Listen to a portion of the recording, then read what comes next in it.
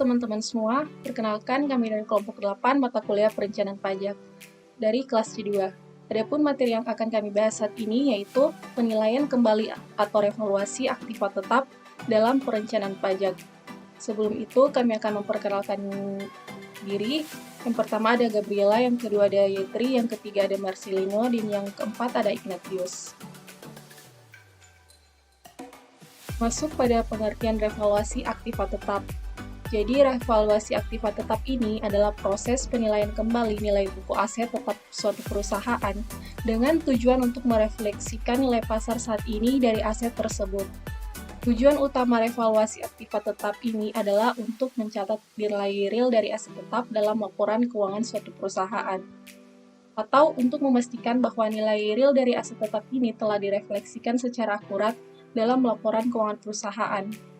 Oleh karena itu, tujuan revaluasi aktiva tetap ini terkait dengan perpajakan, yang dimana untuk memastikan bahwa perusahaan telah menghitung kewajiban pajak dengan benar dan melakukan tindakan perencanaan pajak yang tepat untuk mengoptimalkan kewajiban pajak mereka. Dalam konteks perpajakan, revaluasi aset tetap ini dapat mempengaruhi penggunaan pajak yang penghasilan yang harus dibayar oleh perusahaan. Hubungan revaluasi aktiva tetap dan perpajakan. Yang pertama ada pajak penghasilan. Revaluasi aktiva tetap ini dapat mempengaruhi beban pajak penghasilan yang harus dibayar oleh perusahaan atau individu. Dalam hal ini, apabila nilai buku dari aset tetap meningkat akibat dari revaluasi, maka biaya penyusutan yang harus dibayar setiap tahun ini akan lebih rendah. Hal ini akan mengurangi beban pajak penghasilan dan meningkatkan penghasilan bersih. Yang kedua, pajak pertambahan nilai atau PPN. Revaluasi aktiva tetap juga dapat mempengaruhi kewajiban perpajakan terkait PPN. Kenaikan nilai buku aset tetap ini dapat berarti meningkatnya nilai PPN yang harus dibayarkan. Namun, apabila aset tetap tersebut digunakan dalam produksi barang atau jasa yang dikenakan tarif PPN yang dapat dikreditkan, maka kenaikan nilai buku aset tetap ini dapat menghasilkan pengurangan biaya PPN yang harus dibayar. 3. Pajak restribusi. Revaluasi aktiva tetap juga dapat mempengaruhi jumlah restribusi pajak yang diterima oleh perusahaan atau individu. Hal ini terkait dengan nilai aset tetap dan pengurangan biaya penyusutan yang menghasilkan pengurangan beban pajak yang harus dibayar. Jumlah restribusi pajak diterima akan meningkatkan karena restribusi pajak dihitung sebagai selisih antara pajak yang telah dibayar dan pajak yang seharusnya dibayar. 4. Pajak daerah. Revaluasi aktiva tetap juga dapat mempengaruhi pajak daerah seperti pajak bumi dan bangunan atau PBB. Kenaikan nilai buku aset tetap dapat berarti meningkatnya nilai PBB yang harus dibayar oleh perusahaan atau individu. Fungsi revaluasi aktiva tetap dalam perencanaan pajak terdiri dari yang pertama, mengurangi beban pajak, yang kedua, memperbaiki laporan keuangan, yang ketiga, meningkatkan laba dan nilai perusahaan, dan yang keempat, menjaga keseimbangan neraca. Yang berikut ada prosedur revaluasi aktiva tetap yang mana dapat dilakukan dengan langkah-langkah sebagai berikut. Yang pertama, menetapkan kriteria revaluasi. Perusahaan perlu menetapkan kriteria dan standar yang jelas tentang aset yang direvaluasi, termasuk nilai batas minimum dan maksimum untuk revaluasi. Yang berikut, memilih penilai independen. Perusahaan harus memilih penilai independen yang dapat memberikan penilaian objektif dan profesional terhadap nilai aset tetap. Penilai independen ini dapat berupa konsultan, auditor, dan perusahaan penilaian independen. Yang berikut menentukan nilai pasar.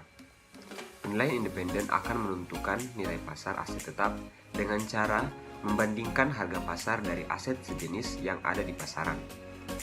Yang berikut menghitung selisih nilai. Setelah nilai pasar ditentukan, selisih antara nilai pasar dan nilai buku harus dihitung. Jika selisih tersebut positif, maka nilai aset harus dinaikkan sesuai dengan selisih tersebut. Dan jika selisih negatif, maka tidak perlu diadakan perubahan. Yang berikut membuat laporan revaluasi. Setelah nilai aset tetap ditinjau kembali, perusahaan harus membuat laporan revaluasi yang berisi informasi tentang nilai baru dari setiap aset tetap dan perbedaan antara nilai buku sebelumnya dan nilai revaluasi. Yang berikutnya mencatat perubahan nilai. Setelah nilai aset tetap direvaluasi, perusahaan harus mencatat perubahan nilai tersebut di neraca dan catatan akuntansi yang relevan. Yang berikut menyesuaikan laporan keuangan. Setelah perubahan nilai aset tetap dicatat, perusahaan harus menyesuaikan laporan keuangan mereka, termasuk neraca dan laporan laba rugi untuk mencerminkan nilai baru dari aset tetap. Yang terakhir, yakni mematuhi peraturan akuntansi. Perusahaan harus memastikan bahwa prosedur evaluasi aktiva tetap yang mereka lakukan sesuai dengan peraturan akuntansi yang berlaku di negara mereka. Contohnya di Indonesia, harus memastikan bahwa prosedur evaluasi aktiva tetap harus berpaku pada SAK. Aset yang bisa direvaluasi. Aset yang bisa direvaluasi itu adalah aset tetap atau fixed asset. Aset tetap adalah aset produktif yang dimiliki oleh suatu perusahaan yang digunakan dalam operasi bisnis dan diperkirakan akan memberikan manfaat ekonomi di masa depan selama lebih dari 1 tahun. Untuk aset yang memberikan manfaat ekonomi di bawah 1 tahun mungkin dapat digolongkan menjadi aset lancar. Contoh dari aset tetap yakni yang pertama gedung, kedua mesin, ketiga kendaraan, dan yang keempat peralatan. Yang berikut PPh pasal 19. Pajak penghasilan atau PPh pasal 19 merupakan pajak yang dipungut atas penilaian aset tetap yang ketika dinilai kembali terhadap selisih untung dan atau harga beli untuk saat ini jauh lebih murah dibandingkan nilai pasarnya, sebagaimana yang dimaksud dengan penilaian, yang mana dapat diartikan sebagai revaluasi. Sementara itu, sebagaimana yang ditetapkan dalam pasal 5 PMK 79/PMK03/2008, di mana penetapan tarif pada PPh pasal 19 ini akan dikenakan pajak penghasilan yang bersifat final sebesar 10% atas selisih lebih atau untung dalam penilaian kembali aset tetap perusahaan di atas nilai sisa buku fiskal semula. Dan kita masuk ke contoh soal PPh 19 atas revaluasi aset tetap. Jadi PT EBS memiliki aset bangunan dengan harga perolehan 800 juta yang dibeli pada tanggal 1 Januari 2016. Aset ini didepresiasikan selama 20 tahun tanpa nilai sisa. PT EBS mengajukan permohonan revaluasi aset di tahun 2020 dan baru disetujui dan melakukan revaluasi aset pada 31 Desember 2021 dengan nilai revaluasi berdasarkan nilai pasar yaitu 850 juta. Berikut perhitungan PPh pasal 19 yang terutang.